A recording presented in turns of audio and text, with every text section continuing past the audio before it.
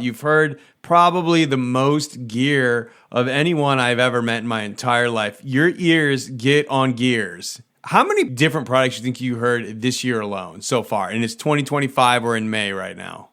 Hundreds. I mean, I think it'd be realistic to say 1,000 or close to 1,000, just because we're talking about all the rooms at all the high end audio shows and all the reviews I've done and all the dealer events, and it just seems like I'm always constantly surrounded by equipment. If we sat there and did a tally, it might be 1,000 in a year.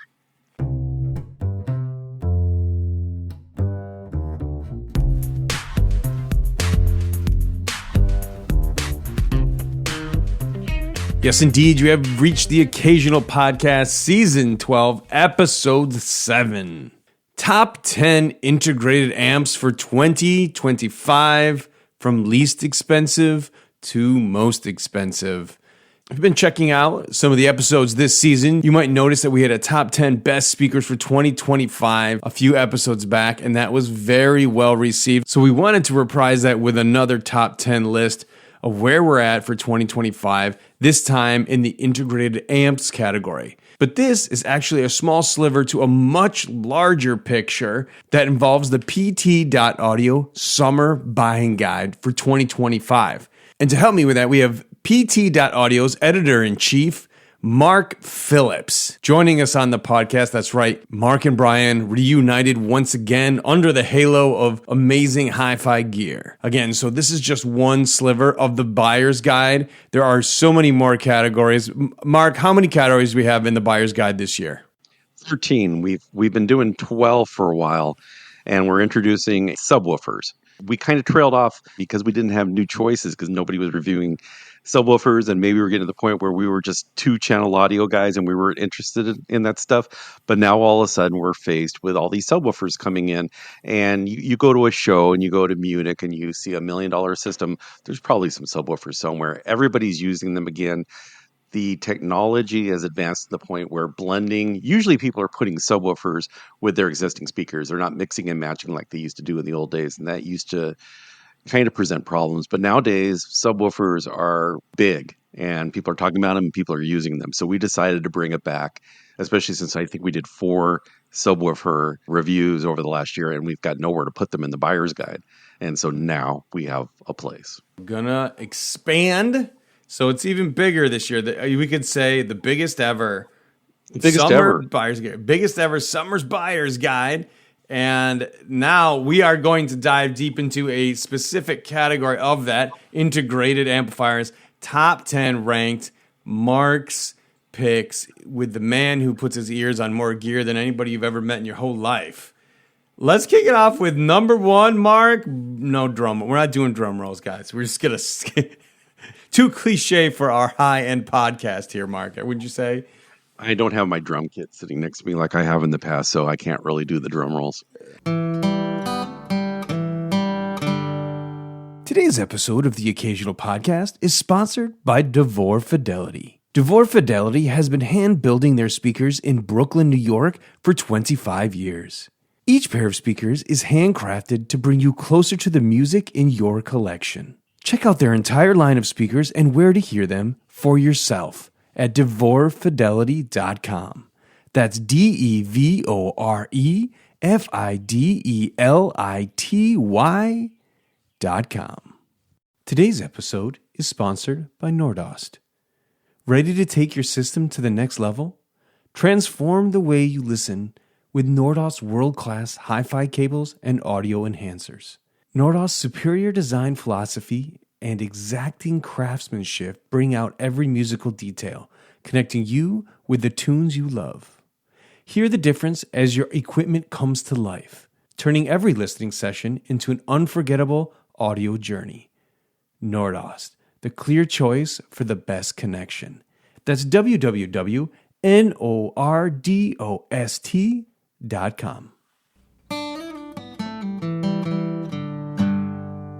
So number 1, Mark, keep in mind, this list is actually not by total performance, but rather by least expensive to most expensive. So you might say that those two are correlated. Some people say it's not, but they might be. But we're really just going for the top picks that are ordered from lowest cost to most expensive. Mark, number one, what do we got? We have the Name Nate 50 at, I believe it's $3,600. They've been playing a little bit with the price lately, but which everybody's been doing. But the Name Nate 50, which I bought a couple of years ago because it's a reissue of the original Nate integrated amplifiers, which were in the late 80s, early 90s. And I had a Name Nate 2 that I bought probably in 1992 for $995 was the retail on this. And because it was light powered, only had about 15, 20 watts per channel, I wanted something more powerful for more speakers. But when I sold that thing, I really regretted it. So when they came back in Name Nate 50 for the 50th anniversary of Name a couple of years ago, they brought out the 50, which looks like the Name Nate 1. And so I decided to buy one. My workhorse amplifier, when I'm not reviewing other amplifiers, generally I have the Name Nate 50 in my system because it sounds great. There's people out there that think it's the best sounding Name amp ever. And I'm not sure about that, but it does sound really good. And it's really neat. And it's very, very small, which I really enjoy with a cute little integrated that actually sounds fantastic. I'm big on that. It has that cool vintage vibe to it. The buttons are round. They added like an updated label, right? One of the inputs is labeled streamer. Very streamer, hip, even though guys. it's just a line stage input. That's why I keep bugging Name to send me a streamer to review so I can put it into the streamer input, even though it's just a normal input. Yeah, it's really neat. It's about 25 watts per channel, $3,600. The watt numbers are going to relate to how much I like that. Right. You're going to see in a couple other choices. It's no frills. It's easy to use. It's small and it sounds absolutely fantastic. That's one of the things about integrateds that I like is that you'll discover that you don't need the big iron. You don't need the 500-pound power amplifiers that need a crane to move them around. A really small little box with a couple of knobs on it can sometimes really surprise you. What do you got for number two? Number two is something brand new. I haven't even written the review yet, but I'm finished with it. It is called the Konus Audio Integrale 2000. And Konus Audio, made in Bosnia, and this on the surface does not appear to be like a great value because it is a very small orange box, bright orange box, which is kind of cool. It is 6 pounds. You can pick it up with your hand, and yet it is Class AB. It is not a Class D. It has only 2 inputs, which are controlled with a simple toggle switch on the front panel. So only 2 inputs. It is minimalist. It is so minimalist that it comes with neither a remote control or an owner's manual, which is kind of crazy. So it's just like there's no owner's manual. It's like if you can't figure this out, then maybe you're in the wrong hobby. But 33 watts per channel. It shouldn't be anything, but it reminds me a lot of the Name Nates, where it was this tiny little box that happened to sound great because they did everything the right way. This Konus it's a pretty straightforward Class AB circuit, but they use the highest quality parts that they can. And it sounds fantastic. And I took one look at it and I said, this reminds me of the kind of integrated amps that I used to love back in the day. Just simple and easy. And sure enough, I plugged it in and it absolutely rocked my world. I love it. It's really fun. Everybody will hear about it real soon. And do you know what the price is about for that one? So it's $47.95, and for the Integrale 1000, which is almost identical, it just uses not the crazy parts. So, for instance, one of the things the 2000 does is it use some NOS parts. So they're coming up with some real classic things. The 1000 kind of doesn't have the parts quality, but it's basically the same amplifier, and I believe that's a little over 3,000. What do you have for number three? Number three is an interesting one because it's the Audio Note UK Cobra. It's about $5,500. It is a fantastic EL34 based tube integrated that has a built-in DAC. It's icing on the cake. If you know Audio Note UK, they make really good DACs. It's an inboard unit, but it worked flawlessly. It sounded great. The sound quality is amazing. It's your typical tubed integrated sound, which is, if I'm going to go with a integrated, I'm likely to go with the tube just because they always have that great sound. They're always using a power output tube that's really one of my favorites. And this is actually one of them. I do like EL34 amps a lot. And the Cobra in the context of an all Audio Note system, and people do think that it's really expensive to do Audio Note UK, but I was using the Cobra plus their digital transport plus a pair of their ANJ speakers, and it was $15,000 system complete. blew my mind. I could be very happy with it. It's about $5,500. Number 4. What do we got for number 4? Number 4 is my old favorite from a couple years ago, and I still love it. It's the Lab 12 Integre 4, which is it is a tubed integrated. This one uses KT 150s. It gives you a little bit more power. So you had 50, 60 watts per channel, which allows you to use different speakers, but it has that beautiful warmth that I love so much. And I'm a big fan of it, Lab 12. The stuff is not crazy expensive. So the Integre 4 is a little over 5,000. It's 5,800, I think. And there's a new version of it, like an SE version of it. They use KT 170s, and I'm trying to get that one in for review. It's a little bit more money, but Lab 12 is such a great value. It comes from Greece, and their stuff is very straightforward. And everything I've heard, I've reviewed 3 things. I've done their DAC and their integrated and their phono stage, and really a big fan of all 3, and not a lot of money. And your number 5? My number 5 is the LFD NCSE Mark III. It's a little tricky to talk about LFD because what they do is they tend to disappear from the scene. They make their amps. It's all based on the same circuit. They upgrade the parts over the years, and that's why this is a Mark III.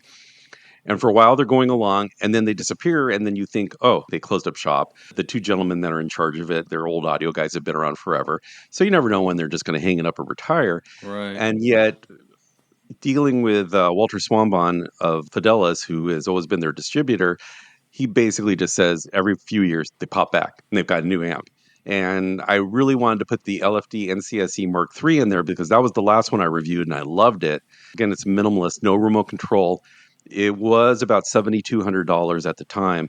Again, it doesn't seem like it's a great value until you just shut up and listen. And then you go, oh, this is amazing sounding. And I think one of the things I love about integrateds is I don't need a million, all these features. I just want something that works and sounds great. Sound first. And that is the LFD, perfectly described. And what do you got for number 6? I have the Fern & Roby amp number 2. So Christopher Hildebrand of Fern & Roby came up with his own amplifier last year. And it's... on the surface, it's very, very simple again. It's a 25 watt per channel, Class AB, beautiful wooden faceplate, has a really good MMMC phono stage. These were designed with Michael Bettinger, who, if you know Michael Bettinger, he's just an amp genius. He did a lot of great things for Luminous Audio and other companies. And so the Fern & Roby amp number 2 just quietly impressed the heck out of me because it sounded like a much, much more expensive amplifier, even though it's fairly light. I think it's only about 25 pounds, about 25 watts per channel. It's not huge. It's one of those things where when I reviewed it, I thought, man, if I had custom ordered and integrated, it would be this, just the right combination of inputs, of RCAs and XLRs, and a really, really good phono stage, MMMC, that's inside, and it looks fantastic. And when I had in the system, I was just happy and relaxed. And this is more of a realistic purchase for me where, I can sit there and say, oh, I'd really love to buy the really expensive stuff. But if I were a civilian, if I was not doing this gig right now, the Fern & Roby Amp 2 I'd seriously consider it because it just gives me everything I need.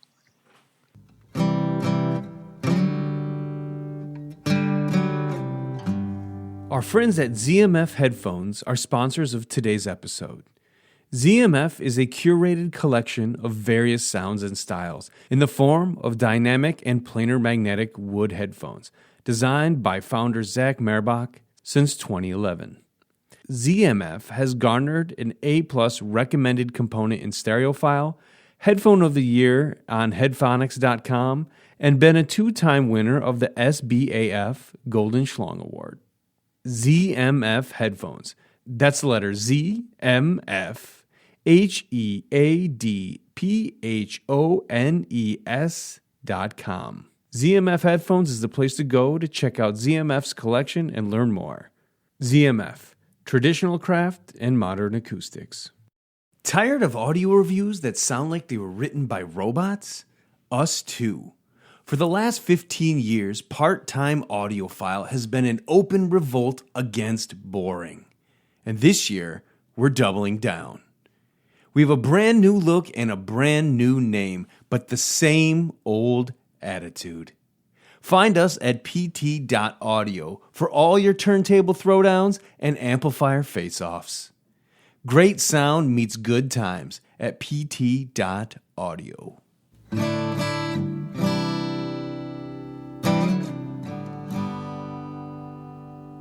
And then 7 and 8. We have a double header here I wanted to kind of touch on. Yeah, give me 7 and 8. Start with 7. Okay, 7 is the Alnic Audio T15 Mark II, and if you read my reviews at all, you know that I went absolutely bonkers over this, and it's a 300B integrated, and I'd been trying to get back to 300Bs for a long time because I had played around with them 20 years ago, and I really liked them. For a while, I just wasn't in contact with any of them, and now I've been hearing 300Bs, and I absolutely love them, and it's all because of this Alnic Audio T1500 Mark II, which won our best value of the year. It's $9,600, but the sound quality you're getting for me is just world class. It's in game. I could buy this amplifier, and as long as I had an efficient pair of speakers that will work with 10 watts per channel, I could be happy forever. And the only thing that really kept me from like just buying it, forgetting about any other amp for a while, is I'm still going to have to choose speakers for it as a reviewer. But as a civilian, this is so much my amp right now.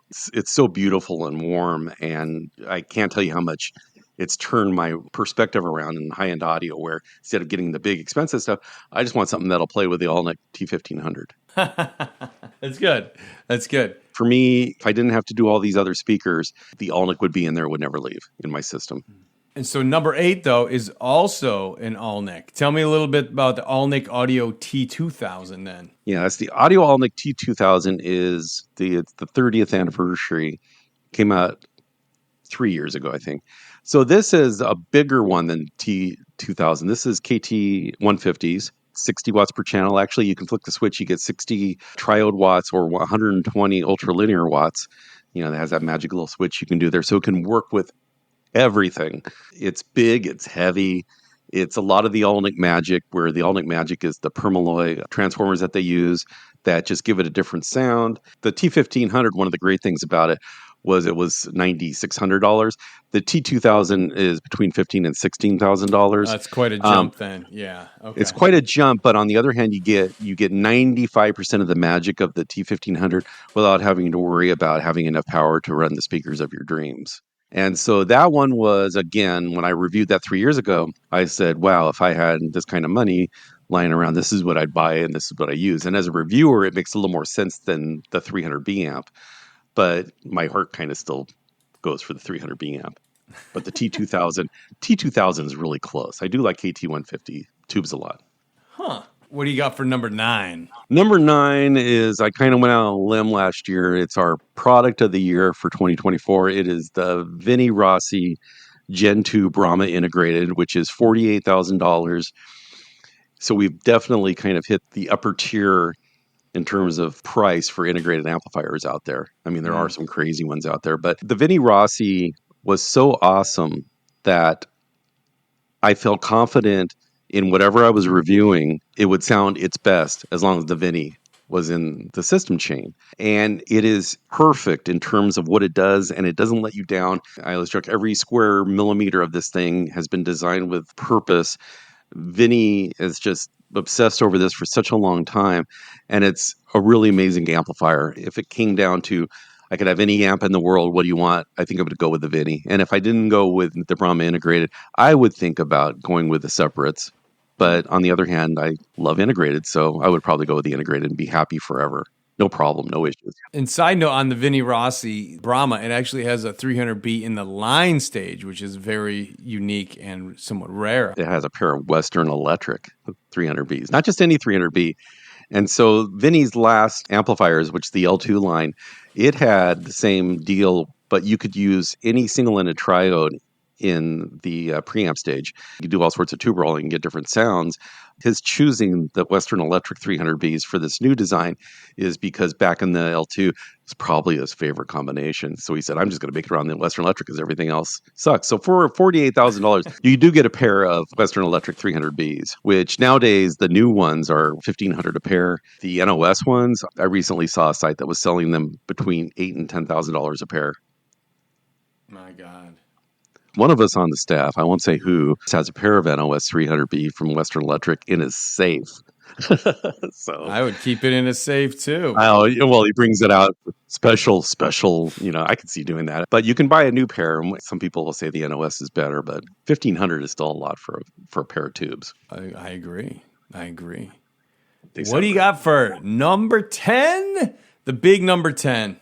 Number 10 is probably so close to the Vinny that I knew all year long last year that I was going to have to choose between the two. And it was such a narrow margin. And it's the True Life Audio TSI 300. The difference between it and the Vinny, they're both around the same price. The True Life Audio is it's a little over 53,000. So the Vinny is a compact 50-pound. It's really solid, but it's small. So it only weighs 50 pounds. The True Life Audio, I forgot what the final weight is on it, but when it was shipped on the pallet, it was almost 200 pounds. So I think it's somewhere around 200 is, I know it sounds heavy, but like 100 pounds is a beefy amplifier. 200 pounds, that's a massive thing, dude. Whoa. again, this is the big iron. And really, when you look at it, the Vinny Rossi and the True Life Audio are very close in design. They're both hybrid. They both use the preamp stage, and they both have around the same power. They're both priced around the same. They both blew me away sound wise. I didn't have them side by side, or else I would have been able to better prepared to choose one over the other. And what it came down to was I would be proud to own either one. They would both be end games for me. They can both share the crown of best integrated in the world. I think the one reason why the Vinny Rossi got the nod as product of the year last year was just maybe it was those Western Electric tubes just add that little bit of magic that just made me smile all the time. But the True Life Audio was, just an amazing piece. Just that's the big iron. That's the big thing that will do anything that separates will do, in my opinion. I mean, the Vinny Rossi does too, but the True Life Audio is built like a big, massive amplifier. And the quality's high and the sound quality is magnificent. So that's my 10. Now, I want to ask you a sidebar question, and folks, he's not prepared for this. I was going to spring it on you, but I don't know if you had a chance to listen, everybody. We just had Kevin Hayes from VAC on the last episode, and he had a few opinions he wanted to share about the KT88 tube versus the 300B. And Mark, I just want to kind of get your take on the KT88 versus the 300B in your listening sessions. Do you have a preference? Do you think they're both good? Between those two tubes, which way do you kind of lean on them, just as a matter of discourse? So when I was a distributor, we had primarily two kinds of tube amplifiers that we sold. One was EL34s, which I love, and generally EL34s are affordable because the tubes themselves aren't that expensive there. So between that and the KT88, so I had KT88 amps, and those were more expensive than EL34s. And what I found was that the KT88s could sound, in these designs, a little more old-fashioned tubey, a little more warm, a little more fuzzy, a little more lush, whereas the EL34s acted a little bit more linear. They sounded probably leaned a little bit closer to neutrality than the KT88s. And the other thing about the KT88s is that I always found them to throw off a lot of heat. So you're going to need air conditioning when you've got these things around.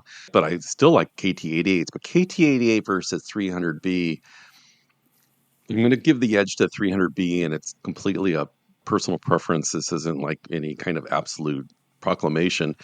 But the 300Bs for me right now, I think it has a lot to do with the kind of amplifiers that they're being used with. So 300Bs are being used with single-headed amps. They can be used push-pull. There are a lot of companies that do them. But for me, when you see a 300B amp, it's usually a single-ended triode, whereas the KT88 might be single-ended, but it might be parallel. It might be a lot of different things. So the amp's going to be different. So I don't think it's a matter of just plugging in a tube and deciding which one you like. Between the two, well, a KT88 will give you more power. You get 30, 40 watts per channel. That's going to give you more flexibility with speakers. Where 300B, you're going to have to be fairly committed to going the single-ended route. It's very interesting that you brought up the EL34, because when I started pulling research for that podcast, I found that more people were comparing it to the KT88, to the EL34, than they do the 300B. That is a relationship that is very closely interwoven, those two tubes. I think so too. I mean, like I said, that was the company I worked for that made tube amplifiers basically stuck with the two, but they had really expensive ones that used 845. So that's a whole different discussion. Yeah, I think EL34 and KT88 is interesting because you can use similar amps, similar designs for both of them. And it's just a matter of what you prefer. Sometimes I like that warmer, more, I don't want to say syrupy because that implies that it doesn't sound great or it doesn't have any detail. But there is more of a warmth, a lushness to the KT88s than there is EL34s. But an EL34, because it's so easy to use, and you'll get a decent amount of power from 20, 25 watts per channel. And usually you can find a good EL34 integrated for as low as, LSA has that one that's $1,400. You're going to find EL34s that are far more affordable than KT88s. And you're probably not going to find too many 300 B amps they're out there, but they're expensive. Yeah. Anything else you kind of want to make the audience aware of? We got a lot going on the site. We got the buyer's guide coming out for summer. We got reviews up the yin yang. We got a little bit of a break. We have all the coverage that's coming out for Munich. Richard Mack went to Penang, which is in Malaysia, and it's the second year he's done that report. And it's a smaller show, but it's really funny because not only do they have things that we don't know about in the U.S., but they also have things that we're familiar with and that they have a different perspective toward it. For instance, there might be something that in the United States is fairly affordable and not considered ultra high end. And then you go to the Far East and they're paying big money for it and they're fighting over the stuff. So there's very different perspectives in the Asian hi-fi world. And I've been invited several times, but I'd really love to go to an Asian show sometime soon because they are very different. They're more about the esoteric and expensive, but at the same time, beautiful things that belong in your home. And then there's a little DIY in there. So there's always something exciting that's cheap. Keep an eye out for all that stuff. And if you want to hear more show coverage, it is still coming out. We have so much stuff going on, but we don't have another show on the horizon until November. What's your next one, Mark? What's your next show? November is Capitol Audio Fest. Back to Capitol. Mark, do you have any reviews? So we have a little bit of space. I did have a point to all this, folks. I was going to say, we have a little space in between the shows here. Do you have any big reviews that you are most excited that are coming up for the site? Actually, a few. Sitting a lot prettier than I was a year ago when I had so much going on and I was traveling all over. It is going to be a summer reviews. It is going to be like the Conus audio is going to come up. I have the YG Acoustics Carmen 3 speakers that I've been using for a while. They're fantastic. I have a integrated right now that I'm doing from Advanced Paris, which is some really cool French gear I used to see all the time in Munich, and now they're in the U.S.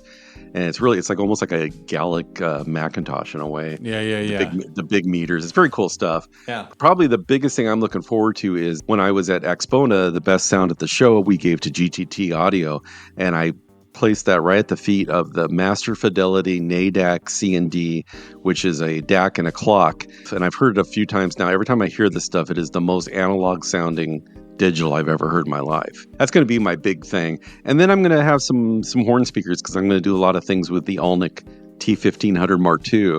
Like I said, I'm going to be tube rolling with it and trying a lot of different things and trying some high efficiency loudspeakers.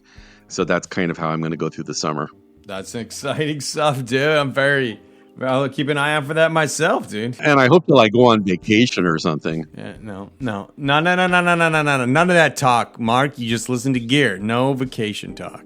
It's a busman's holiday. Mark, thanks so much for joining me on the show, man. Always good to talk to you. All right, man. We'll see you.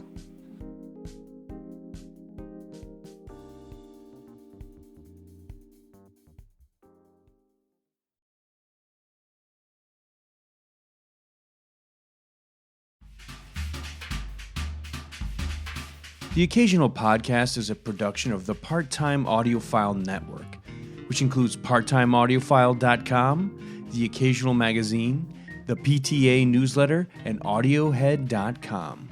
You can stay in touch with us on Twitter, Facebook, Instagram, and YouTube.